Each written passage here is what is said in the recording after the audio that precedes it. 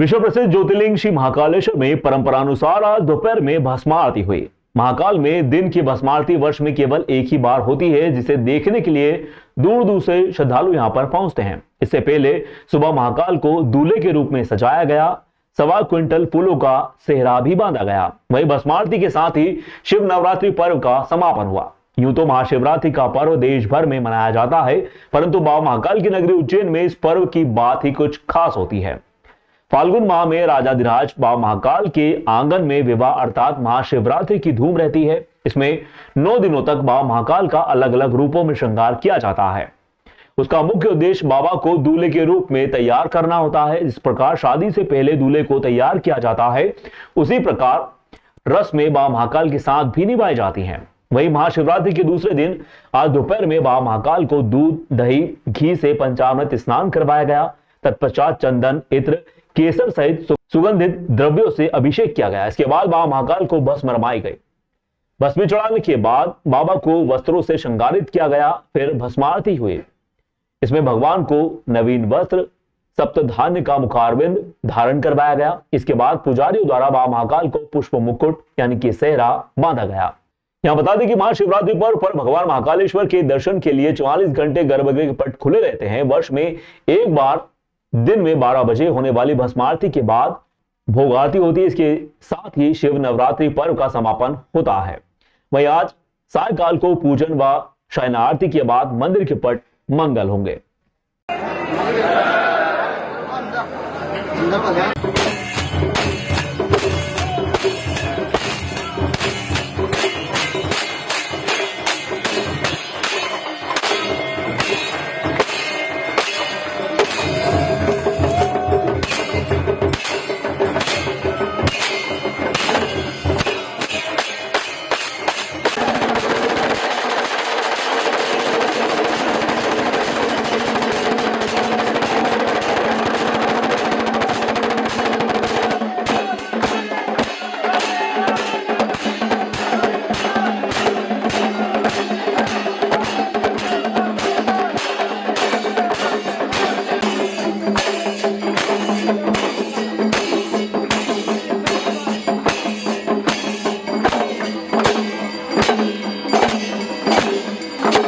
नवरात्रि महोत्सव महापर्व आनंद मंगल के साथ में आज संपन्न हुआ है। भगवान महाकाल के दरबार के अंदर रात्रि भर बाबा महाकाल की महापूजा की गई है। दूध, दही, घी से बाबा का अभिषेक किया गया है, पूजन किया गया है। सप्त धान्य भगवान के ऊपर चढ़ाए गए हैं। सप्त धान्य का मुखार बिंद भगवान ने आज धारण किया। उसके पश्चात बाबा महाकाल के ऊपर समामन फूलों से सेहरा सजाया गया है। स्वर्ण के आभूषण भगवान ने धारण की गई है। वो प्रातः काल 6 बजे भगवान महाकाल की सबसे बड़ी जो मंगला आरती होती है, जो साल में एक बार ही होती है, वो मंगला आरती की गई है। उसके पश्चात बाबा का भक्त लोगों के लिए दर्शन के लिए सेहरे के दर्शन भक्त लोगों ने किए। लाखों भक्त लोग बाबा के सेहरे के दर्शन पाकर अपने आप को धन्य मान रहे हैं।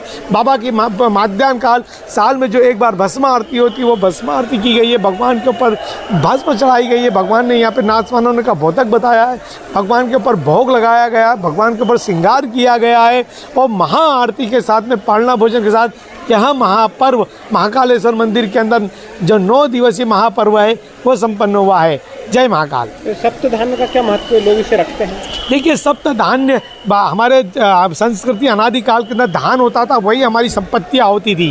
किसानों की संपत्ति धान्य होती थी, इसलिए भगवान पर सप्त धान 7 तरह के धान्य भगवान पे अर्पण किए जाते हैं और वो भक्त लोग अपने घर में बरकत के लिए रखते हैं। ऐसा कहा जाता है कि जिस घर के अंदर रसोई के अंदर वो धान्य रखा जाता है, उसके घर में हमेशा धन धान्य की वृद्धि होती रहती है, कभी धन धान्य की कमी नहीं होती है। उज्जैन के मालीपुरा में हर हर महादेव भक्त मंडल द्वारा इस वर्ष भी महाशिवरात्रि के अवसर पर शिव विवाह का आयोजन कर शाम को शिव बारात निकाली गई। इसके बाद हर हर महादेव भक्त मंडल द्वारा फरियाली खिचड़ी के भंडारे का आयोजन भी किया। इसमें 10 क्विंटल गाजर का हलवा प्रसादी वितरित कर golden book of world record बनाया गया। हर हर महादेव भक्त मंडल के सदस्यों ने बताया कि मालीपुरा क्षेत्र स्थित कंगालपुरा में पिछले 7 वर्षों से महाशिवरात्रि पर शिव पार्वती विवाह का आयोजन किया जाता है। इसके बाद शाम को फरियाली खिचड़ी के भंडारे का आयोजन भी किया जाता है। प्रतिवर्षानुसार इस वर्ष भी महाशिवरात्रि पर भगवान शिव व माता पार्वती के विवाह की रस्म अदायगी आचार्य संत श्री नवीन पंड्या, माली गो संत डॉक्टर चिंकेश्वरी दीदी द्वारा पूर्ण करवाई गई। साथ ही इस वर्ष फरियाली खिचड़ी के भंडारे के साथ में 10 क्विंटल गाजर के हलवे को बनवाकर फरियाली खिचड़ी के साथ वितरित करने का golden book of world record भी बनाया गया। गोल्डन बुक वर्ल्ड रिकॉर्ड के मनीष बिश्नोई ने बताया कि महाशिवरात्रि पर मालीपुरा में हर हर महादेव भक्त मंडल द्वारा 10 क्विंटल गाजर के हलवे को बनाकर भक्तजनों को फरियाली खिचड़ी के रूप में वितरित करने का golden book of world record बनाया गया है।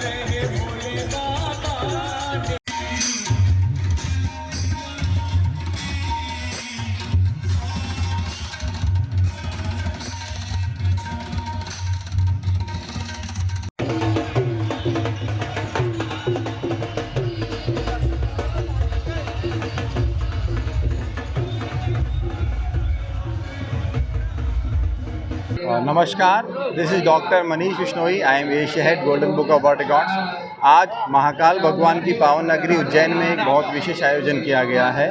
आज महाशिवरात्रि के अवसर पर हर हर महादेव भक्त मंडल के द्वारा एक विशेष आयोजन किया गया है। वैसे तो पूरे देश भर में महाशिवरात्रि में बहुत आयोजन होते हैं, लेकिन ये बहुत ही अनूठा आयोजन था जिसमें भगवान शिव की बारात निकालकर उनका जो विवाह का कार्य किया जाता है वो हुआ है, और उसके बाद में जो रिसेप्शन किया जाता है वो इतना विशेष है कि उसको आज golden book of world records में शामिल किया जा रहा है। 10 क्विंटल गाजर का हलवा आज यहाँ पर बनाया गया है, जिसको golden book of world records में largest preparation of carrot pudding इस टाइटल के साथ में आज यहाँ पर विश्व रिकॉर्ड को दर्ज किया गया है। मैं बहुत बहुत बधाई देता हूँ, आप सभी लोगों ने मिलकर एक बहुत बड़ा अचीवमेंट किया है। महाकाल की इस नगरी में हर हर महादेव भक्त मंडल द्वारा आयोजित शिव पार्वती का विवाह हर वर्ष यहाँ पर आयोजित किया जाता है, और भगवान महाकाल की यहाँ पर बारात निकाली जाती है। बाकायदा यहाँ पे लग्न होते हैं, चौरी फेरे होते हैं, और उसके बाद इन्हें दाइया भी दहेज भी दिलाते हैं, और ये बहुत बड़ा पुण्य का काम है इस महाकाल की नगरी में। और हर हर महादेव भक्त मंडल को भी मैं बहुत बहुत आज प्रसादी वितरित कर निकात बनाया। कौन सा निकात बनाया? इन्होंने 10 कुंटल गाजर का हलवा बनाया है, कड़ी बनाई है, जाने की चक्की बनाई है, और 10,000 से ऊपर व्यक्तियों का यहाँ पर भंडारा हर वर्ष होता है। मैं प्रदेश की ओर से रामी गुजराती माली समाज का अध्यक्ष होने के नाते मैं इन सभी हर हर महादेव भक्त मंडल और पूरी टीम को प्रदेश की ओर से बहुत बहुत धन्यवाद देता हूँ और बधाई देता हूँ। विगत कई वर्षों से हर हर महादेव बड़े ही धूमधाम से आस्था और विश्वास का केंद्र महाशिवरात्रि का पर्व बहुत ही अच्छे से मनाता है। आज क्या हुआ पूरा प्रदेश में? चलित विशाल भंडारा किया जा रहा है, जिसमें जमकर श्रद्धालु हिस्सा ले रहे हैं, और इसके अंदर गणपति पूजन, मातृका पूजन, वैदिक ब्राह्मण द्वारा मंत्रोच्चार के साथ विधि विधान से पूजन किया जा रहा है। महाशिवरात्रि के अवसर पर बुधवार को जहां शिव मंदिरों में विशेष पूजन अर्चन किया गया, वहीं मंगलनाथ मंदिर के पीछे स्थित अंगारेश्वर महादेव मंदिर पर भी विशेष पूजन अर्चन कर देश में खुशहाली की कामना के साथ में भारत देश हिंदू राष्ट्र शीघ्र बने इसकी कामना भी की गई। अंगारेश्वर मंदिर के पुजारी पंडित मनीष उपाध्याय ने बताया, महाशिवरात्रि पर्व पर अंगारेश्वर मंदिर भी शिव के जयकारों से गूंज उठा। सुबह से ही मंदिर में भक्तों का जनसैलाब उमड़ा और श्रद्धालु पूजा अर्चना करने के लिए भगवान से मन्नतें मांगने के लिए पहुंचे। वहीं आज भगवान अंगारेश्वर का पंचामृत से अभिषेक कर विशेष श्रृंगार किया गया। साथ ही आज अंगारेश्वर महादेव से यह कामना भी की गई कि देश भर में खुशहाली हो, भारत देश जल्द से जल्द हिंदू राष्ट्र बन जाए। साथ ही खीर प्रसादी का महाभोग भी लगाया गया। वहीं भक्तों ने भगवान अंगारेश्वर को जल, दूध, दही, मधु, चंदन, बेलपत्र, फूल, आग, धतूरा, भांग, पान, सुपारी जैसे प्रिय वस्तुओं को अर्पित भी किया। ढोल मंजीरे के साथ शिव भक्ति के गीतों से मंदिर और आसपास के माहौल को गुंजायमान कर दिया। इस दौरान प्रमुख रूप से पंडित दिलीप उपाध्याय और फिर चम्मू गुरु रोहित गुरु भी विशेष रूप से मौजूद रहे। बता दें कि अंगारेश्वर महादेव का पूजन करने से राजयोग की प्राप्ति होती है। साथ ही यहाँ भात पूजन का विशेष महत्व होता है। भात पूजन के लिए प्रतिदिन हजारों की संख्या में श्रद्धालु जन अंगारेश्वर महादेव पहुंचते हैं और पूजन करवाते हैं।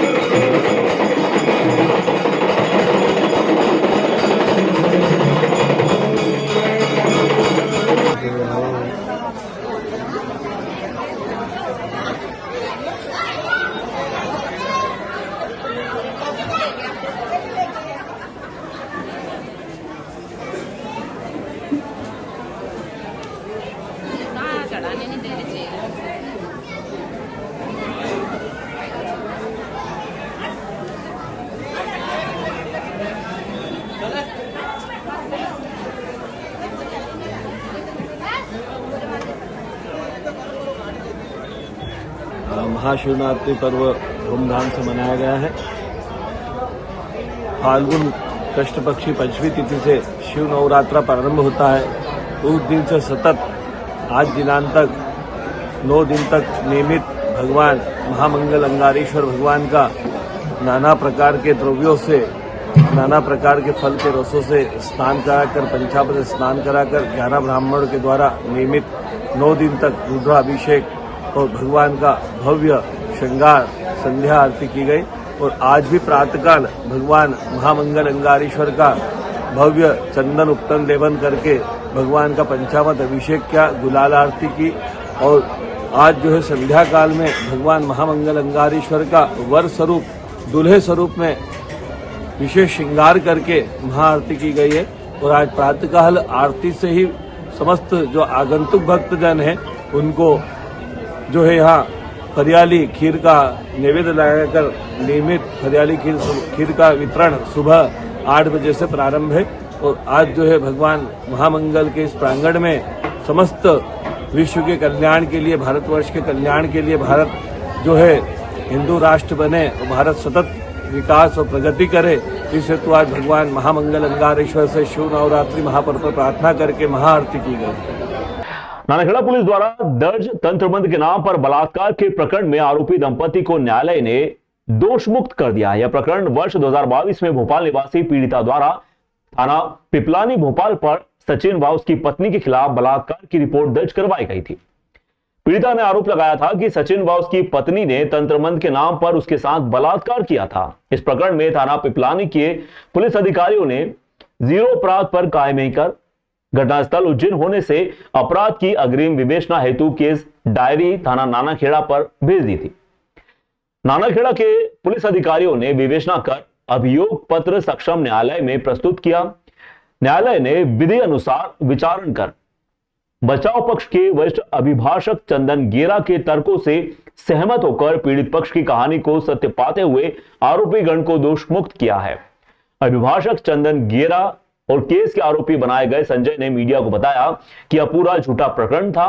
इसमें कोर्ट ने ट्रायल के दौरान सरकारी पक्ष व पीड़ित महिला की कहानी झूठी पाई गई, मगर इस प्रकरण के चलते संजय व उसकी पत्नी को झूठे केस में लंबे समय तक जेल में रहना पड़ा। इसके साथ ही उसको शारीरिक, मानसिक, सामाजिक, आर्थिक हानि का भी सामना करना पड़ा है। 2022 में एक महिला ने मेरे विरुद्ध झूठा मुकदमा दर्ज करवाया था मेरे और मेरी पत्नी के खिलाफ, जिसमें कि मुझे जेल भी जाना पड़ा और उसमें मुझे मानसिक रूप से तनाव और आर्थिक रूप से भी और सामाजिक रूप से भी मुझे बहुत चीज़ों को फेस करना पड़ा उसमें जी। लेकिन आज के दिन मैं और मेरी पत्नी बरी हो गए। उसका श्रेय जाता है चंदन गेरे जी को, मेरे वकील साहब को। उनने आज मुझे न्याय पे पूरा भरोसा हो गया। उनने न्याय का मान सम्मान हमारे सामने बढ़ाया। ये प्रकरण वर्ष 2022 में थाना पिपलानी भोपाल में दर्ज हुआ था, जीरो पे कायमी होकर फिर घटनास्थल उज्जैन होने के कारण इन नानाखड़ा क्षेत्र का घटनास्थल होने से नानाखड़ा क्षेत्र को अंतरित हुआ था। फिर नानाखड़ा थाने द्वारा विवेचना कर अभियोग पत्र प्रस्तुत किया गया था। इसमें मेरे क्लाइंट और उनकी पत्नी को आरोपी बनाया गया था। प्रकरण इस प्रकार था कि मेरे क्लाइंट की एक मित्र ने उनके विरुद्ध बलात्कार का एक असत्य प्रकरण दर्ज कराया था। उसमें आज न्यायालय द्वारा उन्हें दोनों पति पत्नी को दोषमुक्त किया गया है। जिला पटवारी संघ के प्रतिनिधि मंडल ने मध्य प्रदेश पटवारी संघ के प्रदेश स्तरीय आह्वान पर कलेक्टर से मुलाकात कर 11 सूत्री मांगों को लेकर पटवारियों को आ रही विभिन्न समस्याओं के संबंध में ज्ञापन सौंपा। पटवारी संघ के जिला अध्यक्ष भगवान सिंह यादव ने बताया कि पटवारी लंबे समय से अपनी मांगों को लेकर ज्ञापन दे रहे हैं, पर सरकार की ओर से कोई ध्यान नहीं दिया जा रहा। उन्होंने बताया कि 11 सूत्री मांगों को लेकर कलेक्टर को ज्ञापन दिया गया है। यदि मांग नहीं मानी जाएगी तो कुछ दिनों बाद सभी पटवारी अवकाश पर चले जाएंगे और हड़ताल करने की भी चेतावनी दी है। कलेक्टर ने जिले में पटवारियों पर कार्रवाई वापस लेने के साथ फार्मर रजिस्ट्री के संबंध में आयोजित होने वाले रात्रिकालीन शिविर अब दिन में ही लगाने के लिए आश्वस्त किया। उन्होंने स्वामित्व योजना के भुगतान के लिए कलेक्टर कार्यालय से जिला पंचायत को पत्र जारी कर फीडबैक लेने के लिए निज सचिव को कहा गया है। पटवारी संघ की मांग पर जिला स्वास्थ्य अधिकारी को शिवरात्रि के बाद जिले के सभी पटवारियों के लिए स्वास्थ्य शिविर आयोजित करने के लिए आदेशित किया गया।